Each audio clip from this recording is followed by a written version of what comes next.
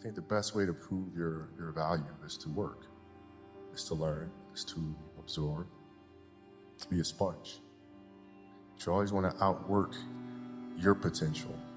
As hard as you believe you can work harder than that.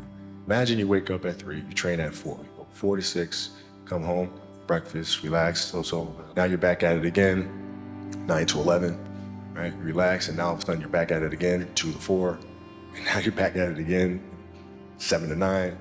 Look how much more training I have done by simply starting at 4, right? And so now you do that, and as the years go on, the separation that you have with your competitors and your peers just grows larger and larger and larger and larger and larger. And by year 5 or 6, doesn't matter what kind of work they do in the summer, they're never going to catch up because they're 5 years behind. I had a summer where I played basketball when I was like 10 or 11 years old, in a very prominent summer league in Philadelphia called the Sunny Hill League. Where my father played, my uncle played, and they were like all-time greats and some stuff. Wilt Chamberlain played in the league, Earl of Pro Monroe played in the league. And here I come, playing, and I don't score 1 point the entire summer, not one, because I was terrible. I scored not a free throw, nothing, not a lucky shot, not a breakaway layup, 0 points. And I remember crying about it and being upset about it. And my father just gave me a hug and said, listen, whether you score 0 or score 60, I'm gonna love you no matter what. Now, that is the most important thing that you can say to a child. Because from there, I was like, okay, that gives me all the confidence in the world to fail. But to hell with that, I'm scoring 60. 81-point game. Ladies and gentlemen, you have witnessed. If I could work that hard every day, what would my career be? And I made a promise to myself from that day that I was going to work that hard every single day so that when I do retire, I have no regrets. It's okay to fail because you're going to be loved no matter what.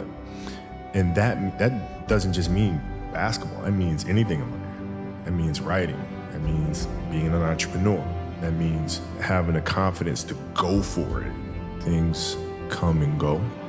Emotions come and go.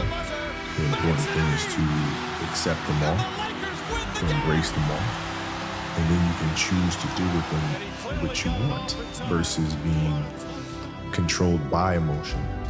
You know, a lot of times I've seen players, even myself, when I was younger, being consumed by a particular fear. And to the point where you're saying, okay, nah, it's not good to feel fear. I shouldn't be nervous in this situation right now. And it does nothing but grow versus stepping back and saying, yeah, I am nervous about the situation. Yeah, I am fearful about the situation. But what am I afraid of? And then you kind of unpack it. And then it gives you the ability to look at it for really what it is, which is nothing more than your imagination. He was looking for somebody to challenge him, and nobody came quick enough. We're up here because we had a dream and let nothing stand in our way.